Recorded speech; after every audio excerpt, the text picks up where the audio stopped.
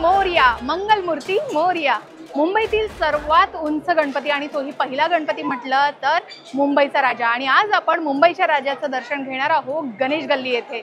आणि इथे यंदा भव्य मूर्तीच नाही तर काहीतरी विशेष डेकोरेशन आपल्याला बघायला मिळणार आहे। चला बघूया।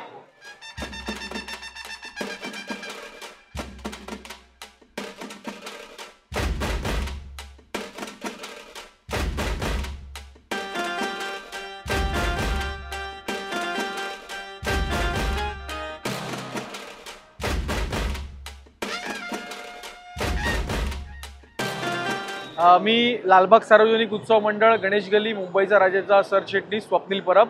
मंडळाचं यंदाचं आहे 98 वर्ष। 1928 साली या मंडळाची स्थापना झालेली होती आणि लवकरच आम्ही शतक महोत्सवी वर्षाकडे वाटचाल करत आहोत।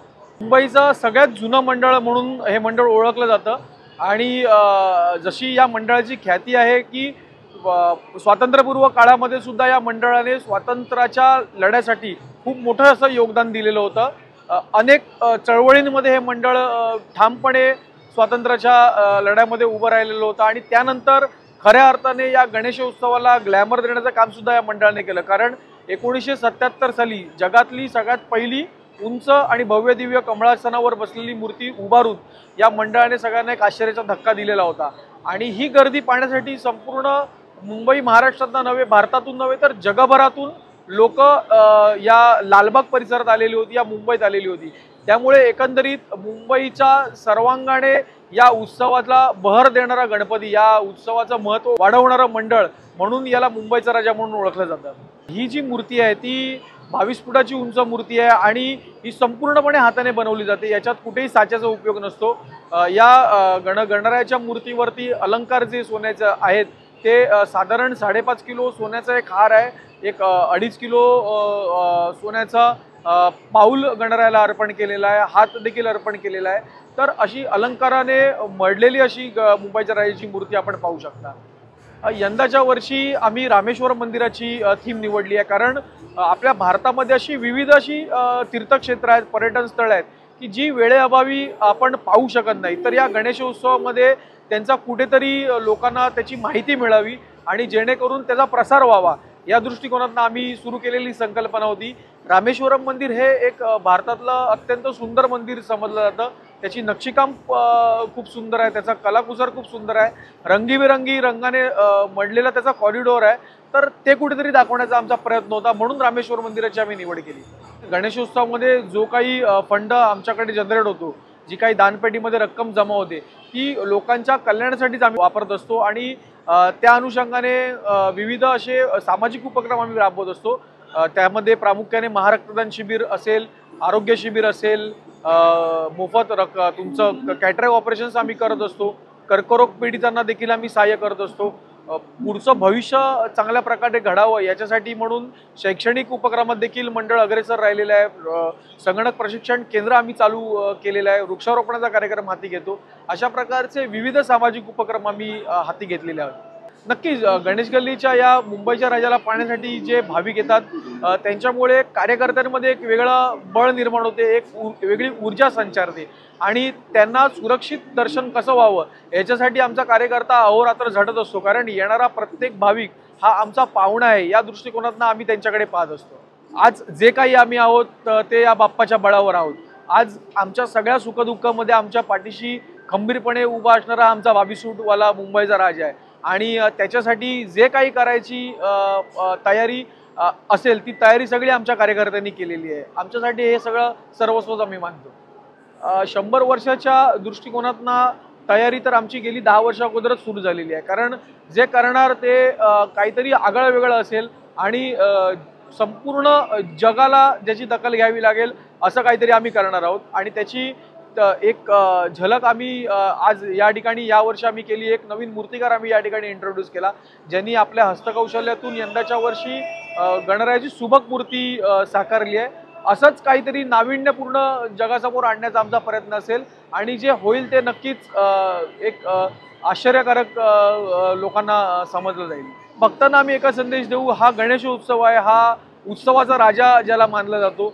तर त्यामुळे गणरायाचं दर्शन घेण्यासाठी उत्साहात या, शिस्तीने या, कुठेही गालबोट लागणार नाही याचं भान ठेवा। आणि उत्सवाची शान कशी वाढेल याच्याकडे लक्ष देऊन आपण हा उत्सव साजरा करूया। कार्यकर्ते, पोलीस यंत्रणा आपल्याला ज्या प्रकारे मार्गदर्शन करतील, कृपया त्यांना देखील आपण सहकार्य करा। महाराष्ट्रामध्ये आपली जी लोक राहत आहेत त्यांना वेळेअभावी किंवा आर्थिक चणचणीमुळे जर कोणाला महाराष्ट्राच्या बाहेर पडता येत नाही किंवा ट्रॅव्हल करता येत नाही, अशा लोकांना मुंबईमध्ये आपल्या गणेश गल्लीमध्ये दरवर्षी आम्ही विविध पर्यटन स्थळं किंवा धार्मिक मंदिरं यांच्या प्रतिकृती दरवर्षी साकारत असतो। तर यावर्षी देखील अशीच एखादी प्रतिकृती इथे साकारावी या थीमवरती मंडळाने काम केलेलं होतं आणि जवळजवळ 3 महिने पूर्वी आमची थीम डिसाईड होते आणि त्याच्यानुसार मग प्लॅन ठरतो आणि मग एक्झिक्युशनला सुरुवात होते। तर त्यानुसार बाप्पाची मूर्ती पण तुम्ही बघितली असेल की बाप्पाच्या मुकुटावरती एक पोपट आहे। तो पोपट त्या रामेश्वरच्या थीममधनं आलेला आहे की तिकडे पोपटाला रामाने मॅसेंजर म्हणून सीतामाईकडे पाठवलेलं अशोकवनामध्ये आणि त्या मॅसेंजरची भूमिका निभावल्यामुळे पोपटाला खूप अनन्यसाधारण महत्त्व आहे रामायणामध्ये।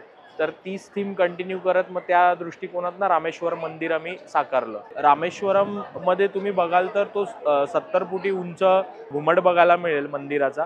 त्याच अनुषंगाने आमचे डेकोरेटर अमन विदाते यांनी देखील गेटवरती रामेश्वर मंदिराला साजेसा असा मेन गेट उभारलेला आहे आणि रामेश्वर मंदिर आपण जेव्हा प्लॅनिंगला घेतलेलं होतं तर त्याला साजेशी मूर्ती म्हणजे मूर्ती आणि डेकोरेशनची थीम एकत्र जाईल या दृष्टिकोनातनं विचार केलेला होता आणि मग त्या कंटिन्युएशनमध्ये हे सजावट आणि रामेश्वरम मंदिर आपलं गणपती बाप्पा दोन्ही मूर्ती आपली गणेश गल्लीची मूर्ती पण आकाश तिरमली यांनी त्या देखाव्याला अनुसरून बनवलेली आहे। अडचणी म्हणजे पावसाचा खूप परिणाम झाला कारण वेळेला जी टाईमलाईन मिटिगेट करायची असते आणि शेवटच्या दिवशीमध्ये सगळ्या टाईमलाईन ब्रीच झालेल्या असतात। त्याच वेळेला नेमका 4 ते 5 दिवस तुफान मुंबईमध्ये पाऊस होता आणि नुसता पाऊस नव्हता तर वादळी वारे देखील वाहत होते।